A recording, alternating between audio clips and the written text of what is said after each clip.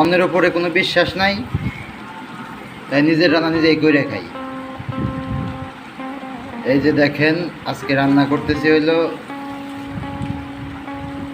সরিষার তেল দিয়ে আর বেশি বেশি করে পেঁয়াজ দিয়ে বিফ কষা।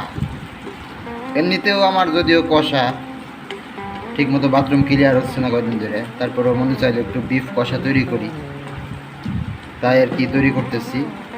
তো বাজার থেকে 100 টাকা মাংস নিয়ে আসছি, খুবই অল্প পরিমাণ। এই হচ্ছে মাংসের পরিমাণ। এটা হচ্ছে গরুর ঠ্যাঙ্গের মাংস, গরুর যে রান থাকে, রানের 100 টাকা মাংস কিনে নিয়ে আসছি।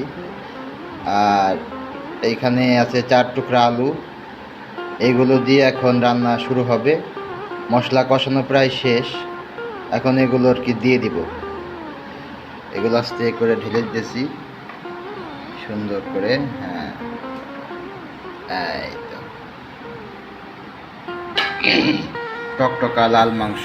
যদিও রেড মিট বাতের ব্যথার জন্য খুবই ক্ষতিকর। আমার বাতের সমস্যা আছে হালকা পাতলা, মাঝে মাঝেই কাত হয়ে যাই, সোজা হয়ে চলতে পারি না। তারপরও একটু ভোজন রসিক যেহেতু, কারো উপরে ভরসা নাই, নিজের রান্না নিজেই করে খাই। কে কী রাঁধে কে কী দেয় তার তো ঠিক নাই। এই পর্যায়ে এখন ঢেকে দিব কিছুক্ষণ কষানোর জন্য। এখন ঢেকে দিব।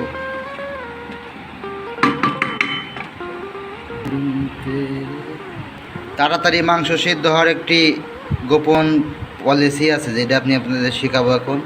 এই যে কাঁচামরিচটা দেখতেছেন, এটা দিয়ে এই যে রাইস কুকারের ছিদ্র, এটা সুন্দর করে এরকম ভর্তি করে ঢুকিয়ে দিবেন। এই যে এরকম করে ঢুকিয়ে দেবেন, যাতে কোনো হাওয়া বেরোতে না পারে, তাহলে দেখবেন রান্নাটা তাড়াতাড়ি হবে।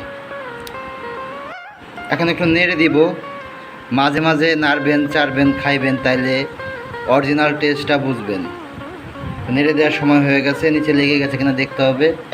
লেগে গেলে তো সর্বনাশ। যদিও ননস্টিক কড়াই বা পট যেটাই বলেন, অনেক সুন্দর একটা কালার আসছে,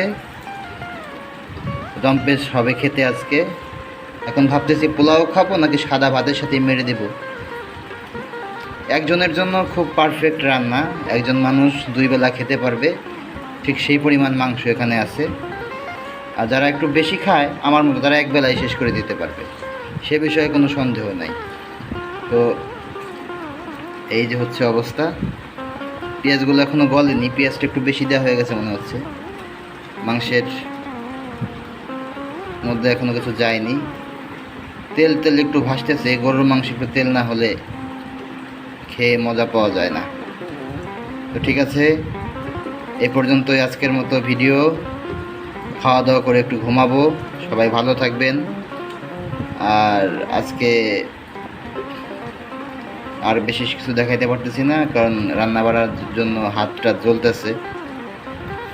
ভালো থাকবেন। আল্লাহ হাফেজ।